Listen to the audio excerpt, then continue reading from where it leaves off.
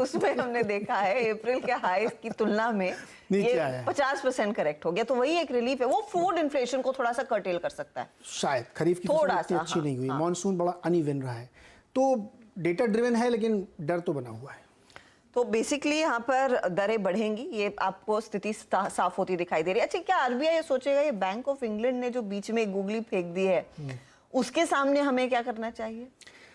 देखिए, bank of England की आपको याद होगा सुबह हमने कहा था कि 4 दिन की चांदनी वो एक ही दिन में फिसल आउट हो गई। 4 दिन में नहीं चल पाई क्योंकि वो डिसीजन का कोई लॉजिक ही नहीं है।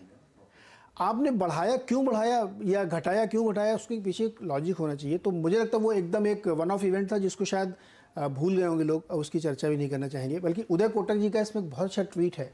उन्होंने लिखा है कि जिस तरीके से विकसित देश मैनेज कर रहे हैं अपनी इन्फ्लेशन को, उससे लगता है कि उनको कोई टूल नहीं उनके पास, उनको समझ नहीं आ रहा कि कैसे मैनेज किया जाए। क्योंकि आप अचानक से यूटर्न लेके लिक्विडिटी बढ़ाने लगे, आप नई नोट छापने लगे, तो वो ऐसे कैसे मैनेज होगी इन्फ्लेशन? तो मुझे लगता है विकसित देशों के बारे में जो उन्होंने कहा है वो बहुत ही सटीक बात कही है। जी हाँ, तो ये बयान भी उदय कोटक की तरफ से आया। लेकिन हाँ, ये बैंक ऑफ इंग्लैंड ने और वहाँ की सरकार ऐसे काम कर रही है जैसे घोड़े पे आप लगा नहीं देते ब्लाइंडर्स, इधर उधर ना देखें। पॉलिटिकल डिसीजन है ये। वो नई पीएम बनी है तो उन्हें लग रहा है कि सबको मैनेज करना है, सबके हाथ में पैसा हो, टैक्स भी कट कर दिया।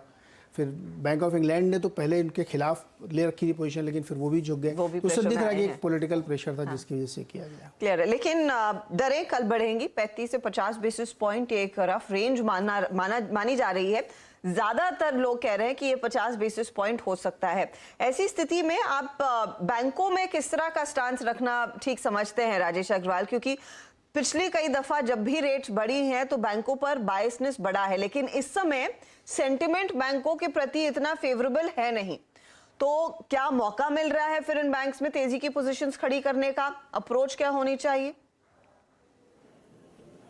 देखिए, लंबी अवधि के निवेशकों के लिए तो जब सेंटिमेंट एकदम खराब होना तभी स्टॉक सस्ते मिलते हैं, और मुझे लगता है कि एक अच्छी अपॉर्चुनिटी है आपको लॉन्ग टर्म के लिए निवेश करने की। शॉर्ट टर्म में जिस तरीके की दिक्कत ब्याज दरों को लेकर के, इन्फ्लेशन को लेकर के, और सबसे बड़ी बात रुपए की जो गिरावट है उसको लेकर के बनी हुई है, वो मुझे लगता है कि थोड़ी दिक्कत तो है।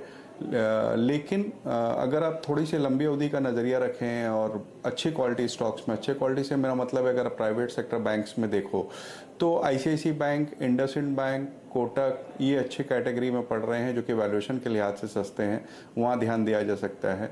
और अगर पब्लिक सेक्टर में देखना हो तो मुझे लगता है कि स्टेट बैंक, कैनरा बैंक और बैंक ऑफ बड़ौदा, ये तीन कोई गिरावट आती है एक्यूमुलेट करने की ही राय रहेगी।